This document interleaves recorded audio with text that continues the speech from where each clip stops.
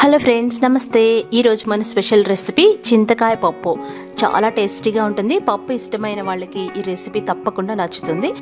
So మీరు ఈజీగా try చేసి టేస్ట్ చేసి నాకు ఫీడ్బ్యాక్ పంపించండి. మరి చింతకాయ పప్పుని రెడీ చేసుకుందామా?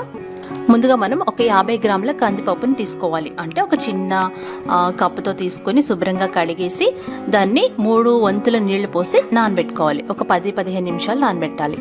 తర్వాత అందులో 4 పచ్చిమిరపకాయలు, ఒక ఉల్లిపాయని కట్ చేసి వేసుకోవాలి. 1/2 టీ స్పూన్ పసుపు, 1 టీ స్పూన్ కారం వేయాలి. మూత పెట్టేసి 4 విజిల్స్ వచ్చేంత వరకు మీడియం ఫ్లేమ్లో ఉడికించుకోవాలి. ఇంకొక పక్క పచ్చి చింతకాయల్ని 10 వరకు వేసుకొని అవి ములిగేంత వరకు ఎక్కువ నీళ్లు పోసుకొని పొయ్యి మీద పెట్టి 10 నిమిషాలు ఉడికించుకోవాలి. చాలా తొందరగా ఉడికిపోతాయి.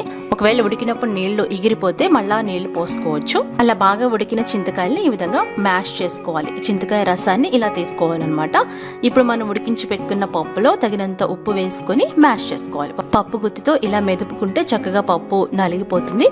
అందులోకి మనం తయారు చేసి పెట్టుకున్న చింతకాయ గుజ్జుని ఇలా ఫిల్టర్ చేసుకోవాలి. ఎందుకంటే చింతకాయ పిప్పు ఉంటుంది కదా, అవన్నీ మనం తీసేసి ఇలా ఒకసారి బాగా మిక్స్ చేసి ఇప్పుడు మనకి కావాలనుకుంటే ఎక్స్ట్రా వాటర్ పోసుకోవచ్చు. అలాగే ఉప్పు సరి చూసుకొని వేసుకోవచ్చు. ఇప్పుడు దీన్ని తాలింపు పెట్టుకోవడమే. 1 టేబుల్ స్పూన్ నెయ్యి వేడి చేసి అందులో ఆవాలు, మినపప్పు, జీలకర్ర, శనగపప్పు, 1 ఉల్లిపాయ, పచ్చిమిరపకాయలు, ఎండుమిరపకాయలు, అలాగే వెల్లుల్లి రెబ్బలు ఇవన్నీ వేసి 2 నిమిషాలు వేయించాలి.